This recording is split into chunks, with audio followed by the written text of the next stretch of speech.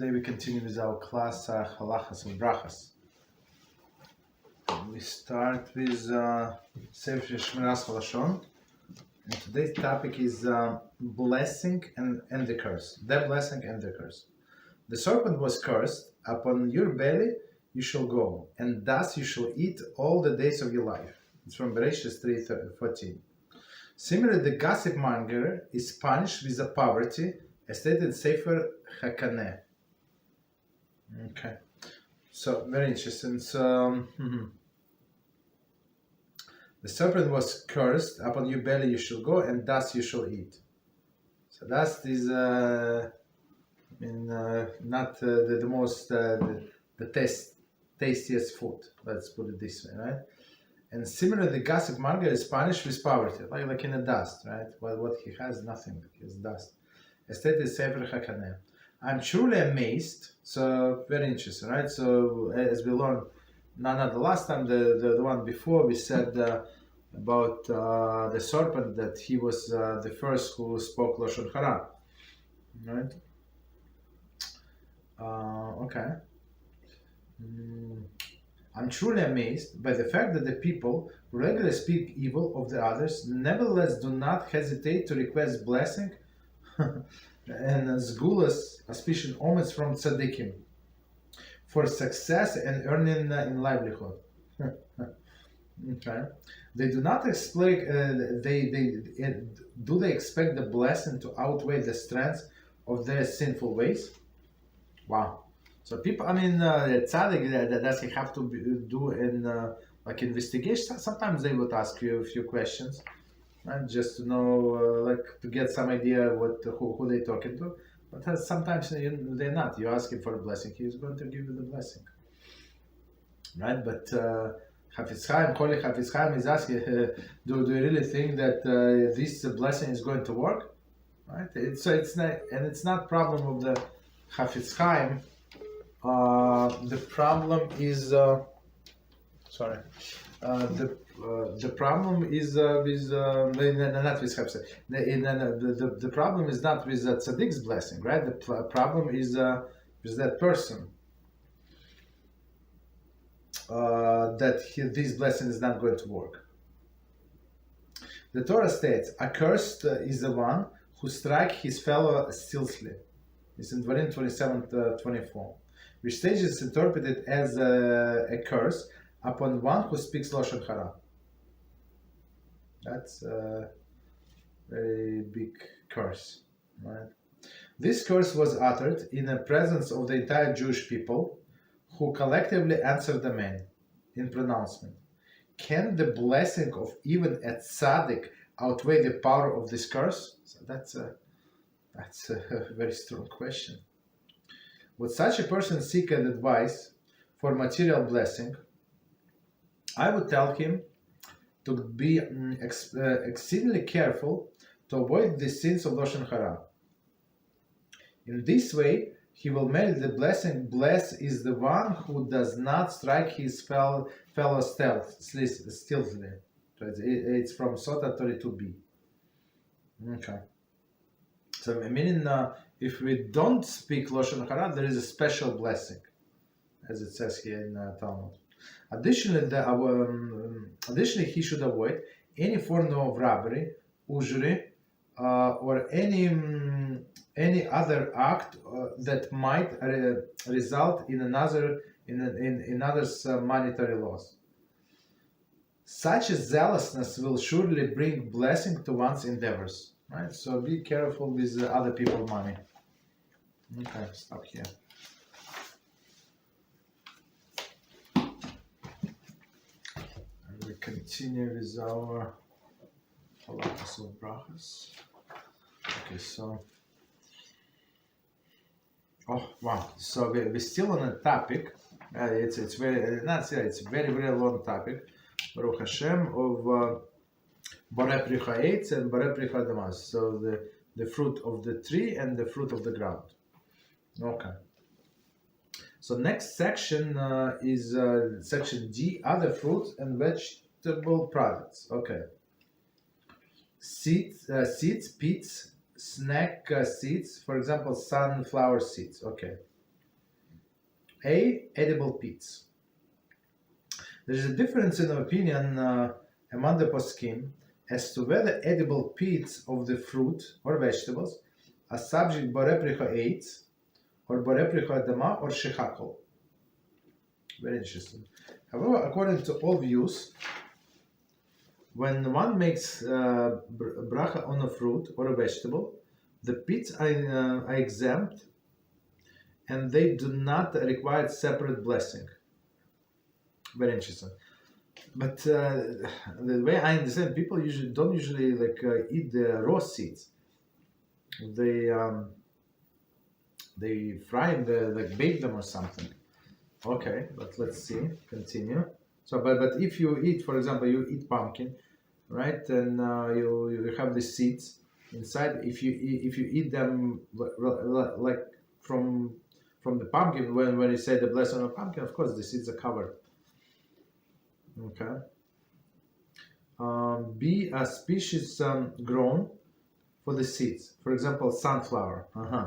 According to all views, if a species is grown specifically for these seeds or pits, the seeds are considered the fruit in double quotes, and the subject of Berepricha Chadama or Chadama. For example, the sunflower is grown expressly for its seeds.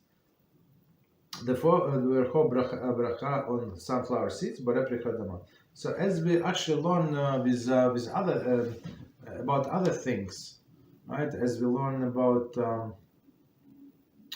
oranges, right? It was an opinion that if those oranges were planted specifically for orange trees, were planted specifically for orange juice, right? Not to sell as a regular orange, only for orange juice. So we said that this orange juice is a fruit, right? Is a fruit of this halachically is considered to be a fruit, right? So in this case, we would make Borepricha 8 from that orange juice, right? But it's a minority opinion, so we're actually going by the majority, since we don't know this and that, so we go as Shehakol, right? But here's another example where it says when sunflower was growing only for seeds, so we say Borepricha Adama, right? But if it was grown, I would say maybe for for a mixed use, right? So mixed use, maybe they do oil from sunflower seeds also. Maybe from if it was specifically for oil, and then they use seeds, maybe it's going to be like a different blessing. But let's see. Next one, C, variety grown for the seeds. For example, seed watermelon. Okay. If a specific variety is grown solely for the seed, even though the species as a whole is not grown, no, I'm sorry. If specific variety is grown solely for the seeds, very interesting, even though the species as a whole is not grown for the seeds. Okay, so specific variety. So as close to what we said about this orange juice, right? So the whole species is not. Mixed use. It's not, but it's not mostly for the seeds. But this variety is for the seeds. The seeds are nevertheless considered the fruit of the plant, and the plant would otherwise require Borepricha Adama. The seed would likewise be subject to Borepricha Adama. Okay. Seed watermelon. Okay. So seed watermelon. Okay. So I think that they sell it in a health food store. Charge a lot of money, I think. For example, watermelon seeds sold as a snack. Exactly. As snacks. Obtained from a special variety, which is grown solely for the seed. I'm not sure, I cannot believe that they throw the fruit out. The fruit, okay, no, exactly. They say the fruit is discarded, 100%. Wow. The fruit is discarded, so the main point is the seed. I think I saw it somewhere, like it costs like more than the watermelon itself. Therefore, the bracha on watermelon seeds grown for the snacks is B'replicha Dama. Commentary. Watermelon in general, however, is grown for its fruit. The seeds are discarded. Therefore, if one wishes to extract and eat the seeds, the bracha should be Shehakol. Okay, I'm not sure how to eat them. Maybe you have to fry them. If you have to open them, not sure. But bracha would be Shehakol. Because why? Because for most of the people, it's waste. Next one, D is pumpkin seeds. The minhag is to make B'replicha Dama on pumpkin seeds sold as a snack. Okay. So here's also like most likely the way I understand that they don't grow the pumpkin because of the seeds, right? They grow pumpkin. They do whatever, all of this pumpkin pies, all the other things, and of course they use the seeds. So like technically it should be Shehakol on the seeds because not everybody use. Some people just throw them out. Okay. Next one, sesame seeds. The bracha on for the whole sesame seed is B'replicha Dama. Okay. The most in most cases, whole sesame seeds are used as a condiment or dressing for food. Okay, and baked goods. As such, they are covered by the bracha on the food to which the tofu. Okay, tofu means subordinate, right? So if somebody eats this sesame seeds, I guess that they make like candies out of these seeds. Like if you eat them like this, right? They do it. They fry it with the honey, I think, right? Okay. And in all other cases, they just sprinkle around on the bread or some other pastries and stuff like that. So for sure, you don't make separate blessing. So like it's because it's for sure it's secondary, or as a condiment, right? I think that henna is made of sesame seeds. I think maybe some other things also. Okay, continue. If the whole sesame seed are primary ingredient of the product, the bracha is B'replicha Dama. So if this, as I said, fried with honey, thus the bracha for candy bars made primarily from whole sesame seeds is B'replicha Dama. Okay. So number 2, significantly alters. For example, beets, sugar, soya burger.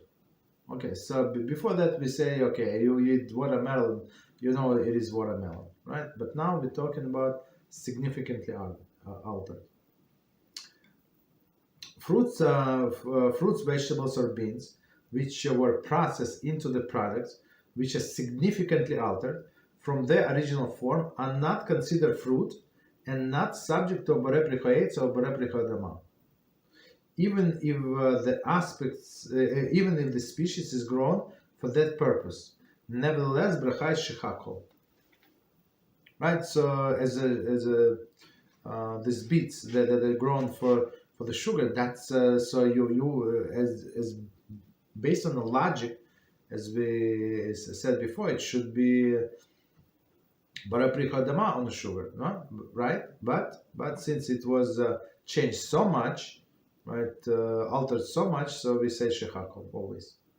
For example, sugar is made from the plants such as sugar cane or sugar beets.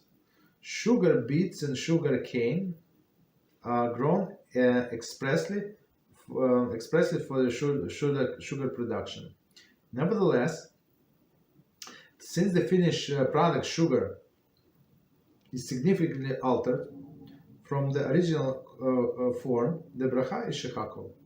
The following application of this halacha. So we're going to see. So because it was altered so much, and it does not look even close.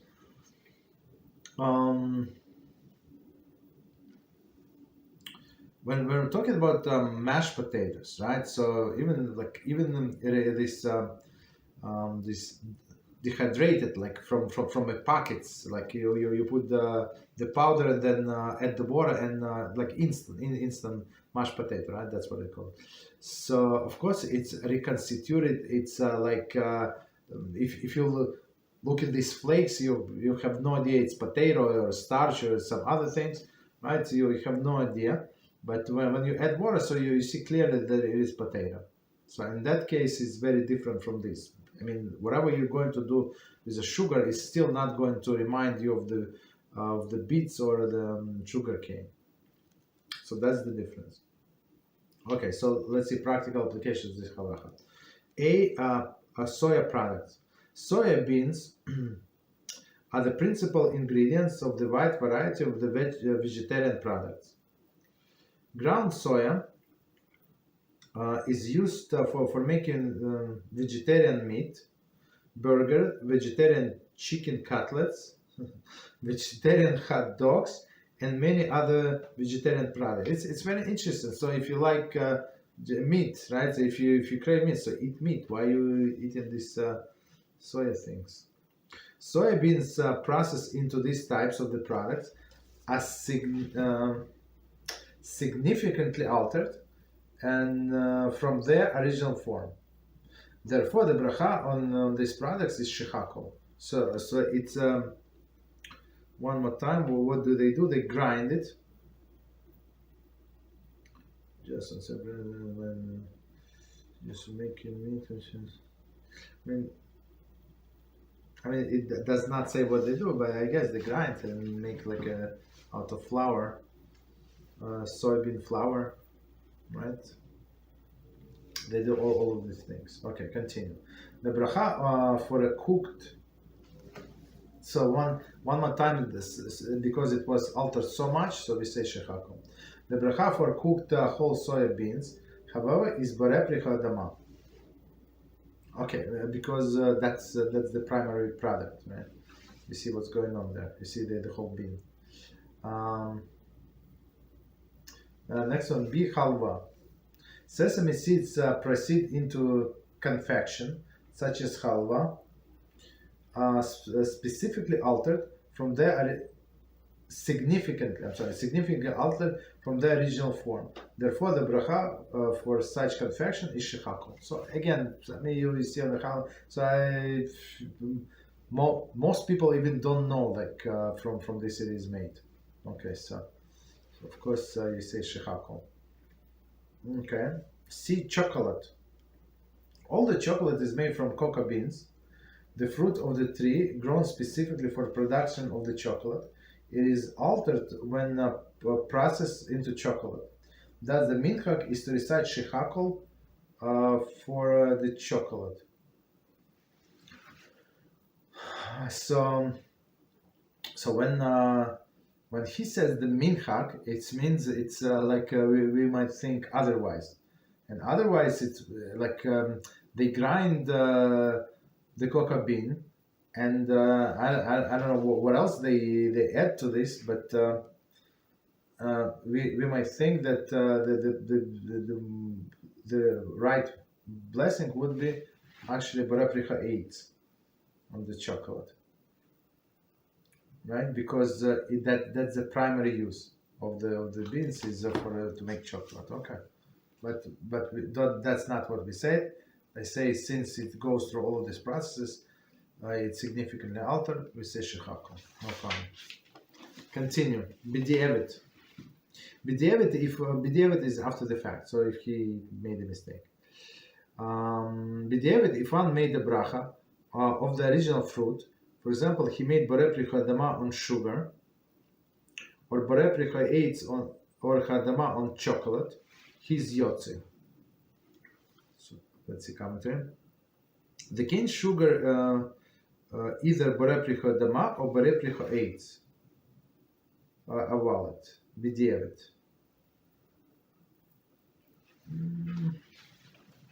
I'm not sure why the cane sugar could be Ho8. The cane sugar Bare prichodama or bare prichoyetz? Oh, valid. I'm not sure. Okay. Okay, but anyway, so after the fact they say, so even if you did not say Shehakol on the sugar, but you say bare prichodama, so no problem. Okay, or bare prichoyetz or bare prichodama on the chocolate, also he's yotze. Yotze means that he fulfilled his obligation. Okay, any questions on what we said?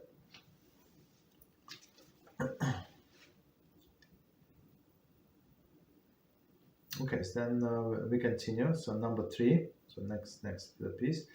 Peels, candied orange peels.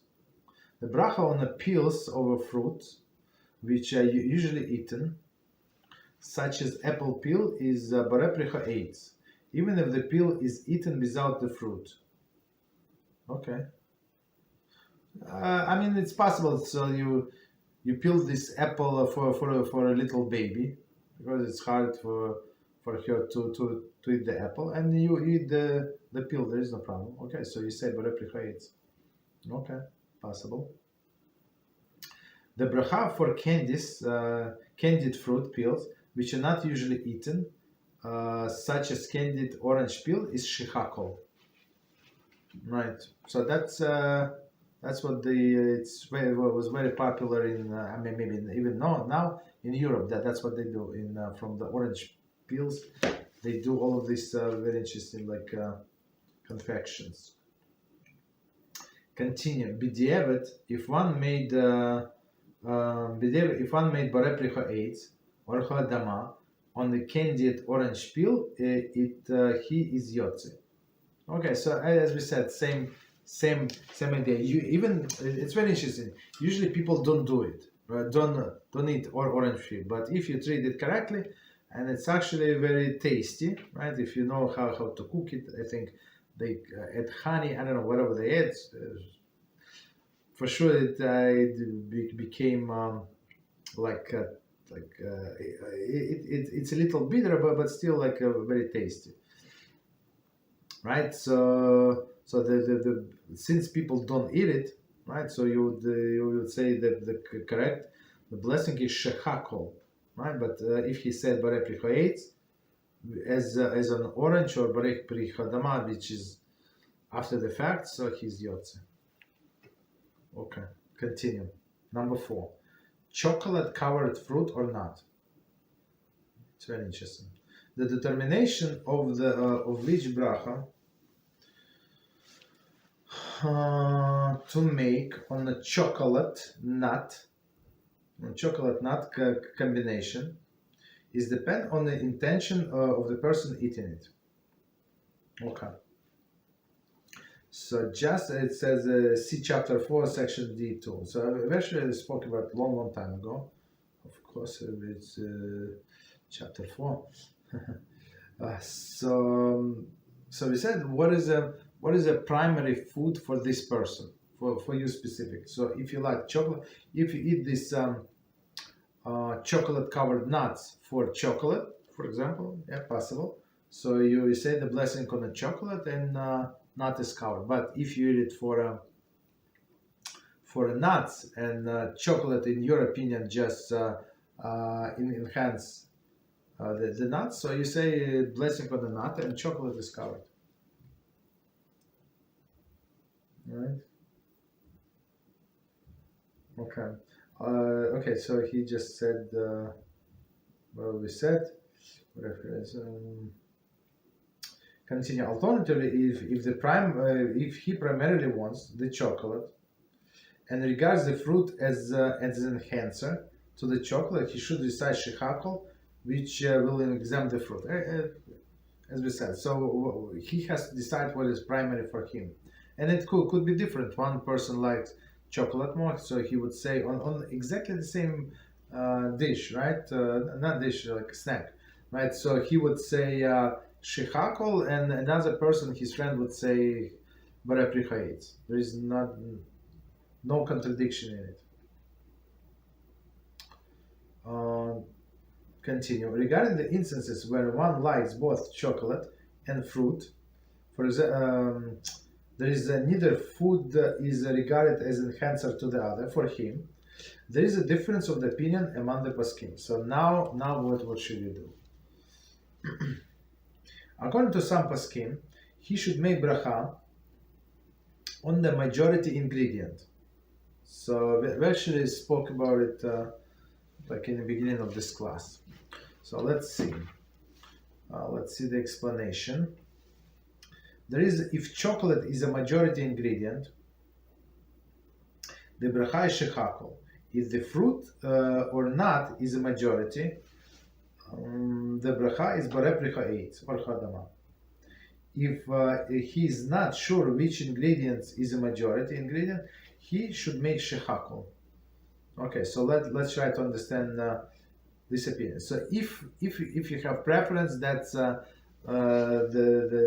easiest scenario, straightforward way. You like chocolate, you say Shehakol. You like nuts, you say Barepricha 8. No problem. That's easy. That's too easy, right? But this person cannot decide what he likes more. So in this case, we go in the first opinion says, go by majority.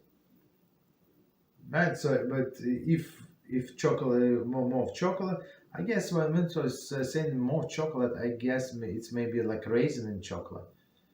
Even that, I'm not sure in what like fruits would you have more chocolate than the fruit itself. I'm not sure. Okay. Mostly it's just a small layer. Okay. Thin layer, right? It's a thin layer of chocolate over the fruit. But okay, continue. So, but if he does not know what is more, so he says Shehakol. Okay, continue. Next opinion. Other poskim rule that one should make two brachas using a procedure delineated in the footnote below. Okay, we're going to check. So other poskim say no, since you do not know, so say two brachas in order to cover things. And it's like you would say probably blessings. We're going to check on two different foods, not whatever you're going to want to eat now, but two different foods where the bracha is clear, right? And then this would be also included. So let's see. According to Hagaon, Rav Moshe Feinstein Zatzal, two brachas are required. He advised to do as follows: if he has another fruit, he should make Barepricha 8 on that fruit with intention to examine the fruit in a candy. He should then make a Shehakol on a candy. If he does not have another fruit, he should make Shehakol with a specific intention not to cover the fruit and eat some of the chocolate covering. He should then recite Barepricha 8 on the rest of the candy. Okay, so let's see. I try to understand. Let me see if it's continuation. Okay, no. So let's try to understand what Rav Moshe Feinstein Zatzal said. So Rav Moshe Feinstein Zatzal said, if he cannot decide, so he said that do not go by majority, but go by what is more, what chocolate more, or fruit is more, or nut is more. Okay, so he said no, better make two blessings. So he said he advised as follows: if he has another fruit, he should make Barepricha 8 on its fruit with intention to examine the fruit in a candy. That's what he says. Okay. On another fruit, he should then make the Shehakol on a candy. That's it. If he does not have another fruit, he should make Shehakol, meaning on this outer layer, on this candy, with specific intention not to cover the fruit. So even maybe even he bite a little fruit, but it has intention not to cover, right? So but in order to get to the fruit, you have to eat the top chocolate. So okay, so he said blessing on chocolate and then eat the fruit, and then a blessing on the fruit, because he had intention not to cover. Okay. and then eat some of the chocolate covering. Okay, he should then recite Borei Prichayetz and eat some of the candy. Okay, continue. Now very interesting, sugar-coated nuts. The bracha sugar-coated nuts, such as sugar-coated almonds, is Borei Prichayetz. The bracha for the sugar-coated peanuts is Borei Prichadama. Okay, so the commentary say peanuts do not grow from a tree. Okay, they grow from on the ground. Okay, the bracha for this applies only in cases where the coating is soft. The nuts and the nuts are eaten in the first bite. Eaten in the first bite. Let's see what does it mean. However, if the coating is hard, I think it's always hard. Okay, but okay, coating is hard, and the and eaten before the nut. Oh, okay. And eaten before the nut. So okay, Shehakol must be first recited on coating. Then, before eating the nut, a separate bracha should be made for the nut. So I'm not sure. It's some kind of like a hard shell on this hard shell made of sugar around this. Let's say this almond, right? So they say Shehakol on. Must first. Say Shehakol on this outer shell, and then bite it, right? And then make the blessing on the fruit itself, on the nut itself. Very interesting. But I'm not sure what they mean, like soft coating or sugar coating. I'm not sure. Usually sugar, when it's get like crystallized, it's hard, I think. Okay, but let's see. Continue. Number 6, hydroponically grown vegetables. That's very interesting. Hydroponically grown vegetables are grown out of the ground in the water and in nutrient-filled synthetic medium. Okay. Since they are not fruit of the ground, a Borei Prichadama is not appropriate. They therefore subject of Shehakol. So. Yeah, so some people, I'm not sure if they do it commercially only or also, so they don't grow in the ground, right? These fruits, vegetables, no, not fruits, vegetables, right? They grow from the water, right? And some of them I saw like advertisement, so they even upside down, so the roots are actually facing up. We were, I think, in Home Depot or somewhere, they were selling these tomatoes. So advertisement of tomatoes like upside down. So of course you cannot say Borei Prichadama is such a tomato, because it's not true. It did not grow from the ground. It grew in the air.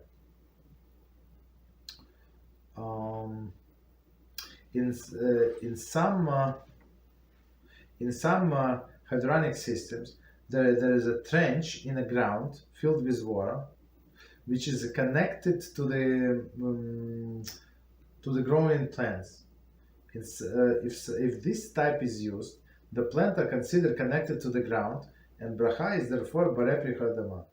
So very interesting. So if it's disconnected from this water disconnected from the ground, it's one thing. But if it's connected to the ground, even though these roots do not touch the ground itself because they're in the water, we still say that they're connected to the ground through the water. So Borei Prichadama. If one cannot determine which system was used, he should make a Shehakol. I'm not sure how can you say that these tomatoes were like grown like this or like that. I'm not sure. I mean, of course, there are probably ways or people who like there is some science, but I would not know. Okay. So let's see 1 second. So any questions on what we said? We'll continue. Okay, so number 7, then sprouts. So he goes through all of these unusual cases. So sprouts, alfalfa sprouts are grown completely out of the ground. The bracha on alfalfa,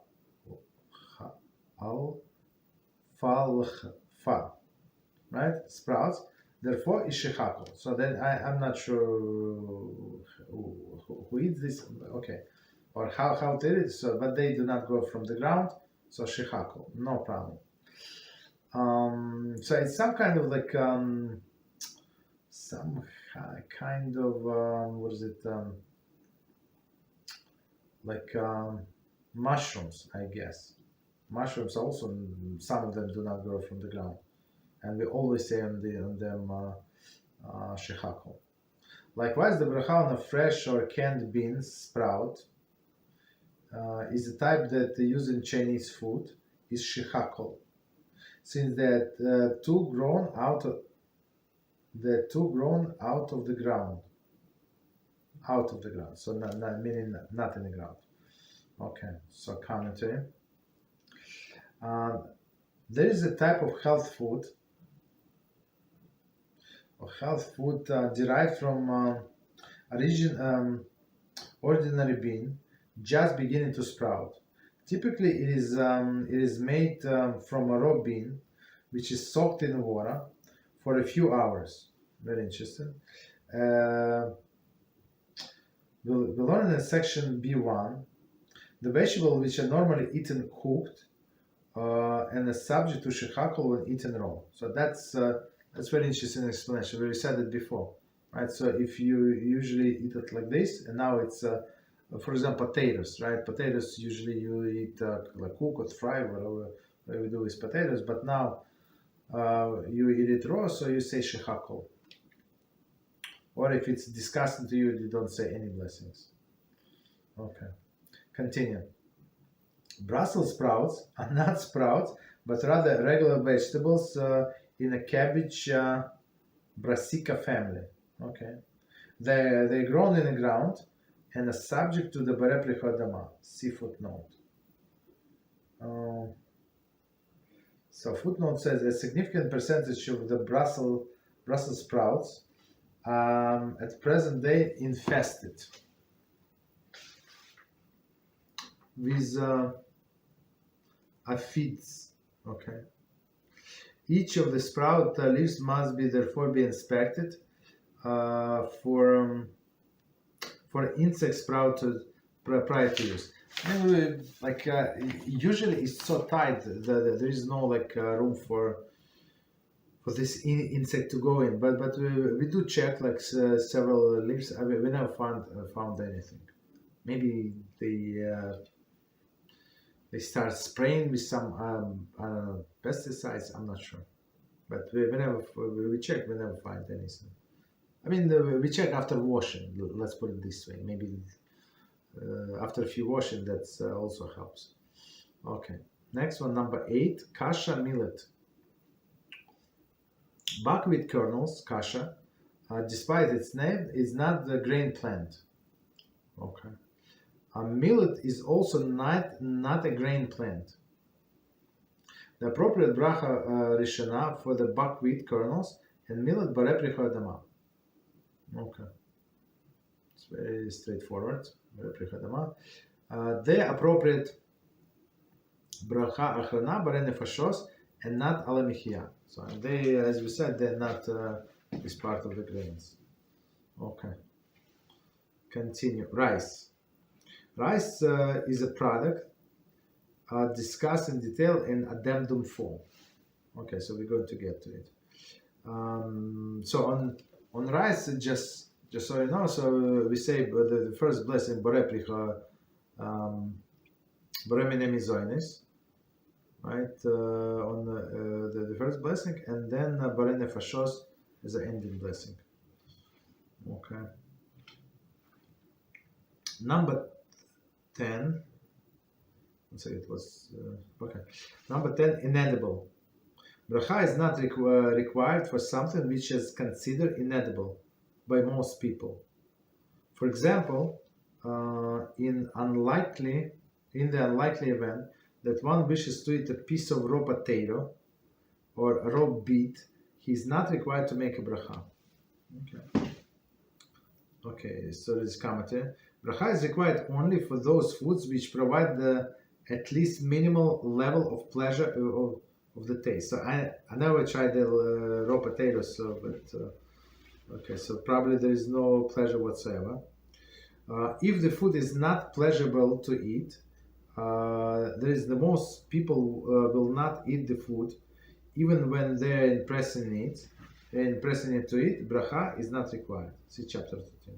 Okay, so, but if you have no choice and you're pressed and that is the only way and there is no way for you to cook it, so you would say Shehakol, right? But otherwise, he said no blessing.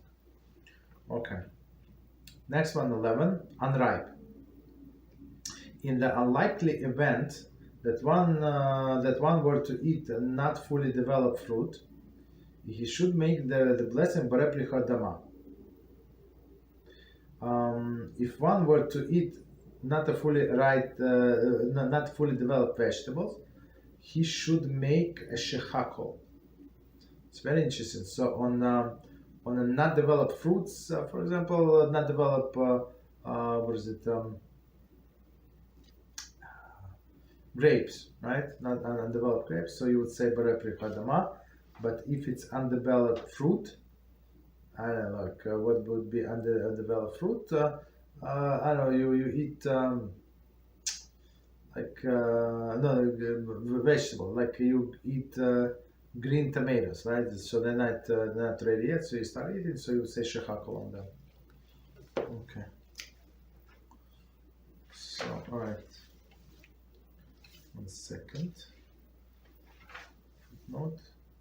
Okay, so believe it or not, we actually finished that chapter. It was a very long chapter. Baruch Hashem. Any questions on what we said? These fruits and vegetables. Okay, so if not, let's start. We have some time, so let's start next chapter, number 23. And our topic is juices and soups. Okay, introduction. In this chapter, we discuss the halachas of making bracha on all types of juices and soups. Okay. In section A deals with juices. For example, although the grape juice is a subject to Shehakol, nevertheless, if one made Borei Pri Chodama on an orange juice, he is yotze. Okay. So we're going to discuss. However, if he mistakenly made Borei Pri Chodama on orange juice made from concentrate, the bracha is not valid. He must make Shehakol before drinking the rest of the grape juice. So it's very interesting. These concentrates, how do they make that? They concentrate. Oh, okay. So I'm okay. So they do. I think they do powder. The way I understand, they do powder, and then they add water to the powder. So most of the thing that you drink, right, or that you can consume is not juice, the actual juice itself, because the water was taken out originally, right? It's actually the water, right? So you cannot say that it's Borei Pri Chodama, this orange juice. Very interesting. So you always have to say Shehakol. Okay. Even after the fact, it's not going to work on this. Other juices discussed are apricot nectar, tomato juice, grapefruit juice, prune juice, apple juice and cider, pineapple juice, carrot juice, and vegetable cocktails. Okay. Section B discusses the bracha required for the various types of soup. For example, mushroom barley soup required Borei Minei Mizonos. Okay. Clear broth from the beet or cabbage soup, even if there are no pieces of vegetables, present require barepricha dama in many instances. Okay. Soups discussed are vegetable soup, bean soup, clear vegetables broth, cream of potato soup, instant soups, barley soup, mushroom soup, fruit soup, cabbage soup, borscht, chicken soup, corn soup, tomato soup, split pea soup, and onion soup. Okay, so that's our roadmap. So let me just check how much time we have. Okay. So let's start with juices. A juice. Fruit juices are typically produced by crushing and pressing fruit to exact the moisture content. Halachically, the moisture content is viewed as a sweat of the fruit, rather than component of the fruit itself. Since juice of the fruit of the vegetables is not referred as a fruit, it is not subject to barepricha aids or barepricha dama, but rather shehakol. So let's see commentary, and we're going to explain. Regarding sucking a fruit to extract the juice, okay, see below. Okay, oils expressed from the fruit or vegetables, such as peanut oil, are also subject to the shehakol, except the olive oil. See footnote. Okay, we're going to get it. So let's see. So very interesting. Halachically, our sages teach us that the juice inside of the fruit is not like it's something like inside of the fruit, like it's the liquid that is trapped in the fruit. No, right?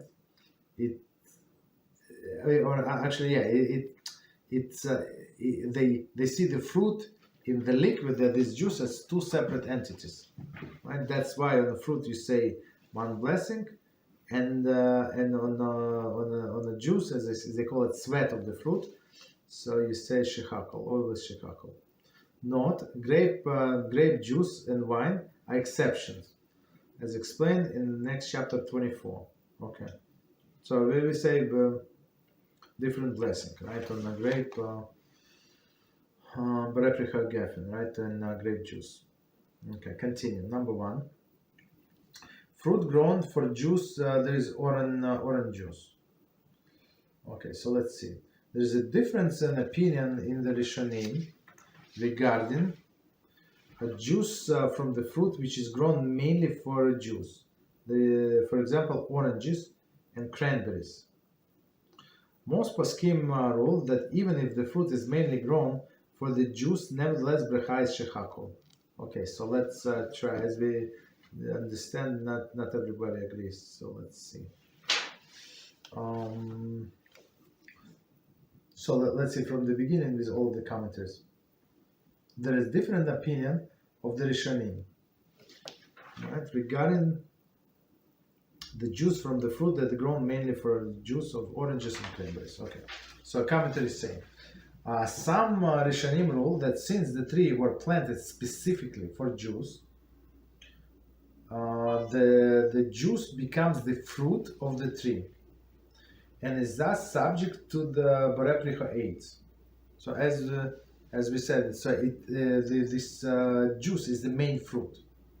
Other Rishonim rule that even if the tree were planted specifically for juice, nevertheless, since the product is not a fruit, the bracha is shehakol. So they say, okay, you say fruit, but fruit is not liquid. Okay, no problem. So, for example, oranges. So it says source USD A. Nutrition Agriculture Statistic Services, Citrus Summary 1989 1990. Okay, so whatever. So that's his source, as he says that so many oranges are grown for the orange juice. Okay, or the cranberries. the source cranberry growing cooperative, and the NJ Agriculture Extension Service. Okay, right. So they say a lot of cranberry is made for juice, but you can look like you buy this half a gallon bottle of cranberry juice. You just imagine how many cranberries went into this. It's a lot, right? It's a lot. So, but the bottom line, most poskim rule that even the fruit is mainly grown for the juice. Nevertheless, the bracha is shehakol. So that's, I mean, just so we know, there is such opinion, but we don't. So we try all of the liquids except, of course, wine and grape juice. We say shehakol. Majority. Okay. B'diavad. So after the fact. If one recites Borei Prichoetz or Chadama on a juice from the fruit which is grown mainly for juices, he's Yotze. So after the fact, since there is such opinion to rely upon, no need to repeat the blessing. Some poskim add that if the substantial percentage of the fruit is grown for juice, for example grapefruits, its too is covered b'diavad by Borei Prichoetz Chadama. Okay. So one more time, this only applies to the natural orange, cranberry, and grapefruit juice, not from concentrate. Okay.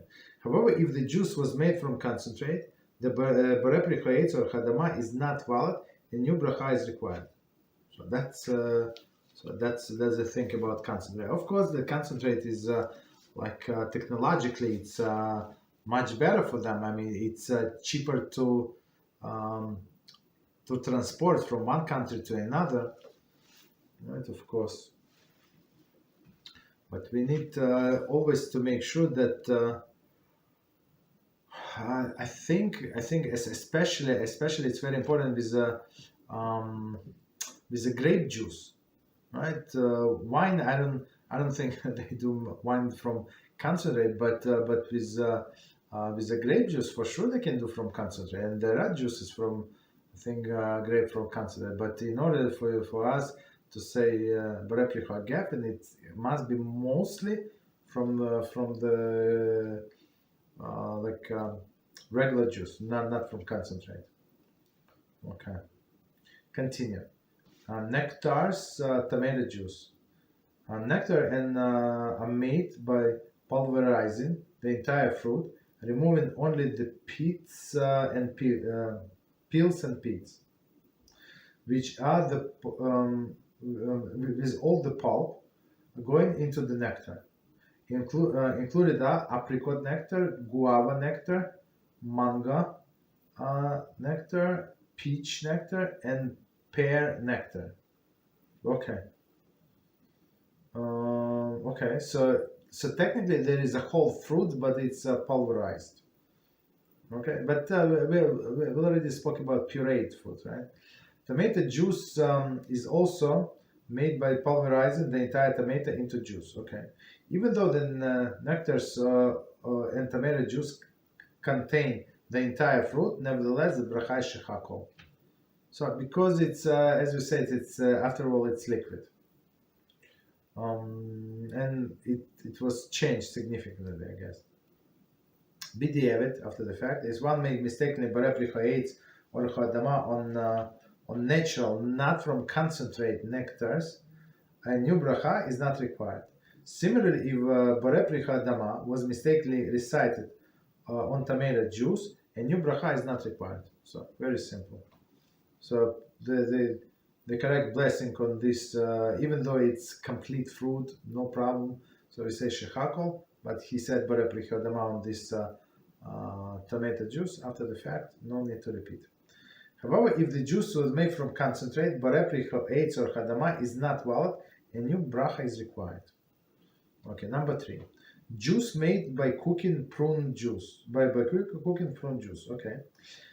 Technically, juice made by cooking fruit should in certain cases require borei prichoetz. Okay. Nevertheless,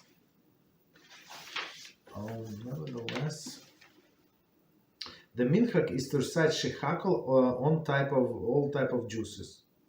Therefore, the Brocha on prune juice is Shehakol. B'diavad, so after the fact. If one recites Borei Pri Ha'etz or Borei Pri Ha'adama on the prune juices, he is Yotze. Okay.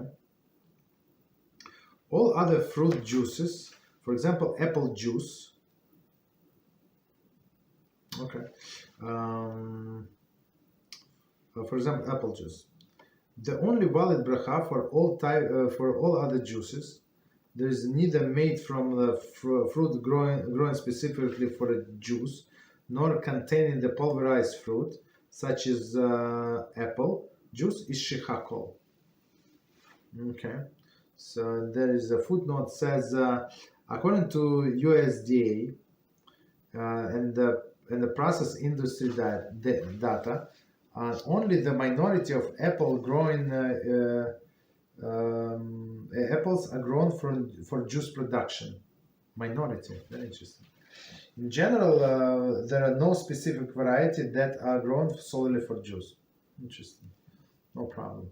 So that says, therefore, if one made Borei Pri Ha'etz or Ha'adama on such juices, the bracha is not valid, and new bracha Shehakol is required. Okay, so that's for sure. You need to say on these juices Shehakol. Vegetable juices, for example, carrot juice. The bracha on all vegetable juices is Shehakol.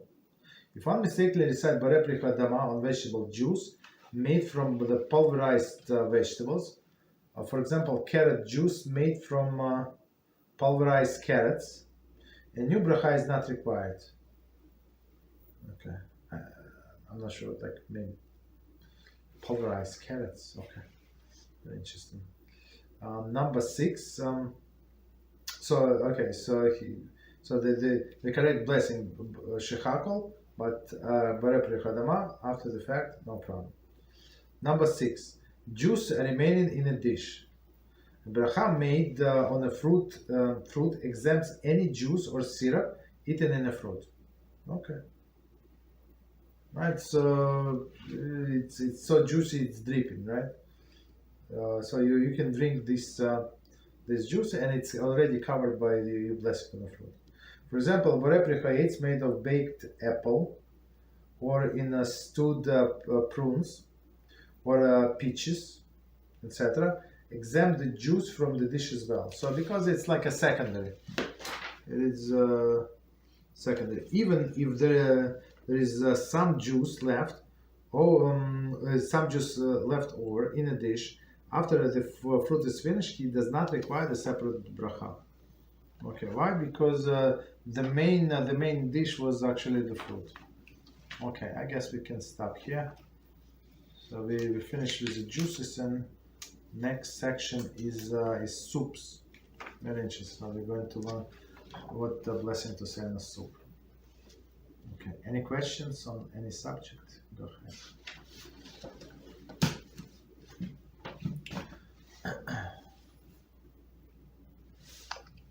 Yes, hello, Rob.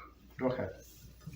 Yes, the other day when you were talking about soups, I just want to get this right. If we have say tomorrow for our dinner, we have soup, some sort of soup, and you said we can't reheat it.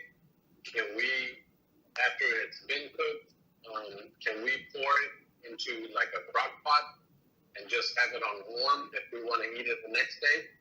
Yes, yeah. So if you cook it before Shabbos, even if it's not cooked before Shabbos, so if it's like since it's in a crockpot, and you have intention to eat only tomorrow, there is no problem. That's what we always do. Yeah, that's a proper way to do it. Things just make sure before Shabbos. That's the only requirement.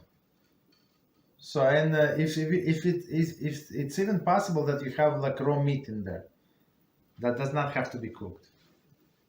Okay, so and keep it until tomorrow. That's what we do always.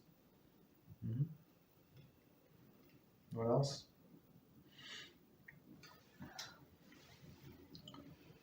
Okay, so if no questions, so we can stop here. I think, if I'm not mistaken, we start Slichas this Shabbos night. So Slichas, this additional prayers. So you need to have special book. If you need to say, I can send you this book from Art Scroll, right? Or maybe you can find it online, but I doubt it. So, but we start this I think we have to double check this Shabbos after Shabbos, like at night, like it's proper to say after Chatzos, like after the midnight. But usually people start like, I don't know, 11:30, so not and it takes like 1 hour, and then of course it's only for men, women not. There is no obligation, and then we go until Rosh Hashanah. It's we say different slicha, like slicha is additional, like supplicatory prayer every day, every morning before the prayers even. Okay, so it takes me about 1 hour to say that, like extra hour. Okay, thank you very much. Good Shabbos and good night. Thank you.